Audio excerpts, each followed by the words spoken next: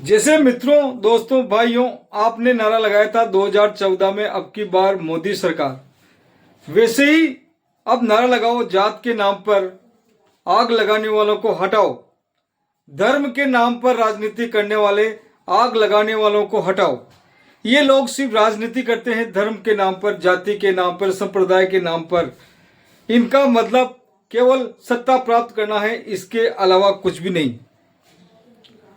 1990 में जब कश्मीरी पंडितों का कत्लेआम हुआ, तब सत्ता की चाबी किसके हाथ में थी?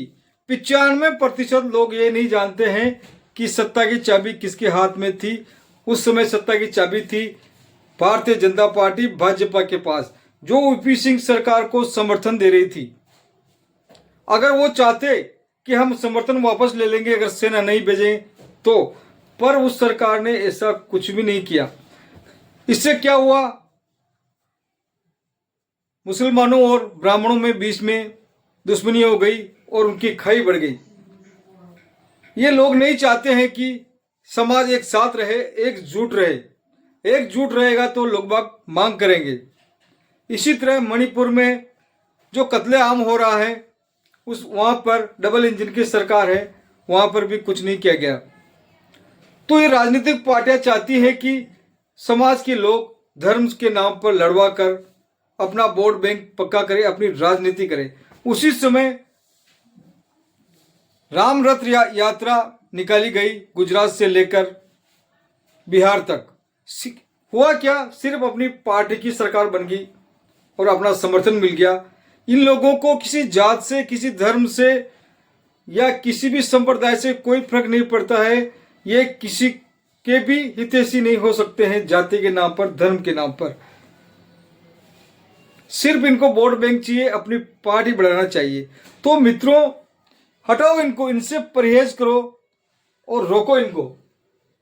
जो पार्टी सत्ता में आती है उससे सबसे पहले एक सवाल करना है, आप हमारी सुरक्षा के लिए क्या करोगे? शिक्षा के लिए क्या करोगे? और चिकित्सा के लिए क्या करोगे? 3 सवाल इंपॉर्टेंट है। आने वाली गवर्नमेंट चाहे कोई भी हो, उससे एक ही सवाल होना चाहिए। और जो लोग बाग, जो पार्टी, उसी पार्टी के साथ खड़ा होने की कोशिश करो जो आपको सुरक्षा दे सके, शिक्षा दे सके और चिकित्सा दे सके। तो संविधान हमारे लिए जरूरी क्यों है और इसे कैसे मजबूत कराए? भारत में, मैं मानता हूं कि भारत में इतनी पूंजी है, इतना पैसा है कि पर्याप्त मात्रा में पुलिस बल भर्ती कर सकते हैं। पुलिस बल भर्ती करेंगे तो क्राइम पे थोड़ी रोक लगेगी। न्यायपालिका में भर्ती होगी तो 2 महीने, 4 महीने, 6 महीने में फैसला आ जाएगा। अदर इंजीनियर पूरे होंगे, डॉक्टर पूरे होंगे, सब होगा, सबको रोजगार मिलेगा। यह किससे मिलेगा? हमारे संविधान से।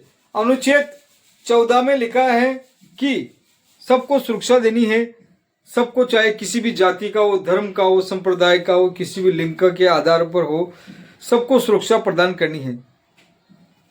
तो यह संविधान का उद्देश्य है और इन्हीं कारणों से संविधान हमारी जरूरत है।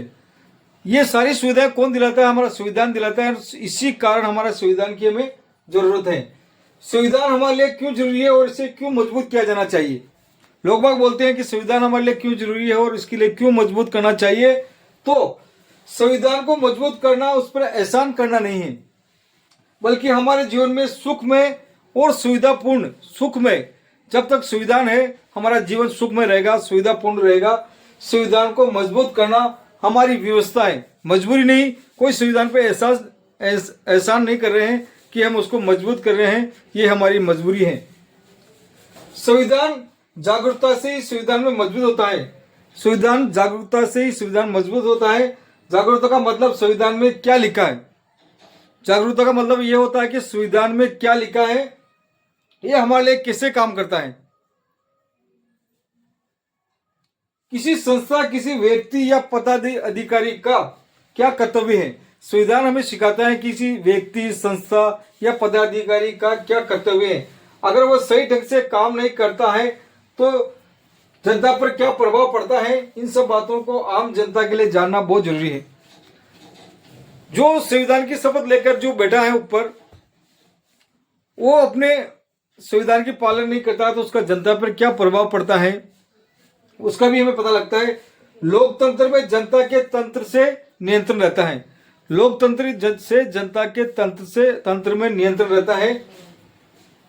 देश की आजादी के 25 वर्षों को छोड़ दिया जाए, देश की आजाद होने के बाद 25 वर्षों को अगर छोड़ दिया जाए तो जाति या धर्म के नाम पर इन राजनीतिक पार्टियों ने हमें जाति या धर्म के नाम पर सोचना सिखा दिया है। इससे ऊपर कुछ नहीं सिखाया है। हमारी जाति का है, हमारी जाति के एसपी लगा रहा है, हमारी जाति के कलेक्टर लगा रहा है, ये हमारे आरक्षण बढ़ा रहा है, नहीं बढ़ा रहा है।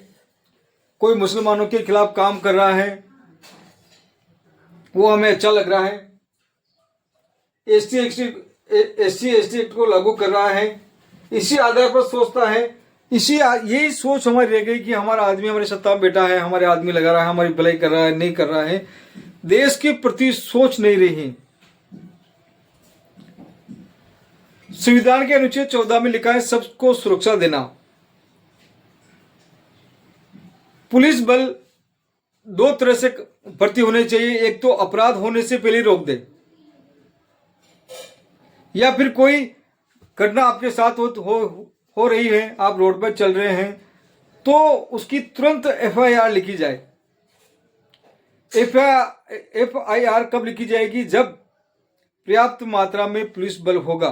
किसी के फोन की जरूरत नहीं पड़ेगी, फोन लगाएंगे नेताजी कि इसकी एफआईआर लिखिए और उसके खिलाफ कार्रवाई कीजिए।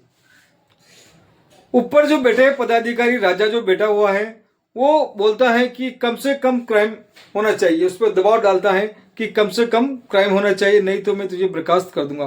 फिर करेगा क्या? वो ये करेगा कि आपकी एफआईआर ही लिखेगा, आपकी शिकायत ही नहीं लिखेगा, जिसे दर्ज ही नहीं होगी, और उसके रिकॉर्ड में ये हो जाएगा कि बहुत ही कम क्राइम इस एरिया में हुआ है।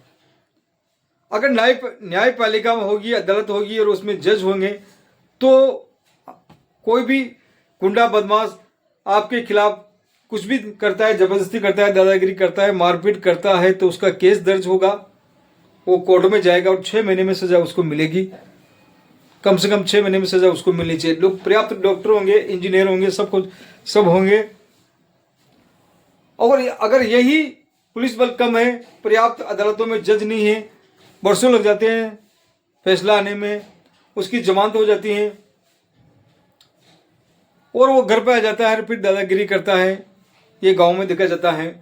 तो पर्याप्त मात्रा में पुलिस बल होना चाहिए, पर्याप्त मात्रा में अदालतें होनी चाहिए और पर्याप्त मात्रा में डॉक्टर होने चाहिए, पर्याप्त मात्रा में इंजीनियर होना चाहिए, हर सुविधा मिलनी चाहिए। कुछ एक चीजें ऐसी है जो इसको मिलनी चाहिए, कुछ एक चीजें हैं जो इसको नहीं मिलनी चाहिए। पर सुरक्षा, चिकित्सा और एजुकेशन सबको मिलना चाहिए, तभी जाके हमारा देश तरक्की करेगा, प्रोग्रेस करेगा। अगर पर्याप्त मात्रा में पुलिस बल नहीं होगा तो एफआईआर नहीं लिखी जाएगी, लोगों पे कार्रवाई नहीं होगी। संविधान की शपथ लेकर भी लोग बाग उसकी अवहेलना कर देते हैं, तो लोग बाग बोलते हैं कोर्ट में जाना चाहिए। कोर्ट में जाने से क्या होगा? कोर्ट ने आदेश दिया कि केजरीवाल की सरकार चुनी हुई है, वो अपनी इच्छा अनुसार फैसले ले सकती हैं, जनता ने उसको अधिकार दिया है। तो हुआ क्या? गवर्नर का सत्ता में है, तो उन्होंने लोकसभा में एक कानून पारित कर दिया और सारे अधिकार उसको दे दिए गए। पद्म विजेता हमारी खिलाड़ी 1 महीने तक जंतर मंत्र पर बैठती हैं, उसकी एफआईआर दर्ज नहीं होती है। एक चाटा मारती हैं कंगना रनौत को, तो उसकी एफआईआर दर्ज होती है, उसके खिलाफ कार्रवाई हो जाती है। मैं ये नहीं बोलता कि चाटा मारना सही है, परंतु जो पावर में है उसी की चलती हैं। तो हमारे लिए 3 चीजें इंपॉर्टेंट है: सुरक्षा, चिकित्सा और पर्याप्त पुलिस बल एजुकेशन, ये चीज़ें बहुत महत्वपूर्ण हैं। अगर मेरा वीडियो अच्छा लगता है लाइक करें, शेयर करें, सब्सक्राइब करें। जय हिंद, जय भारत।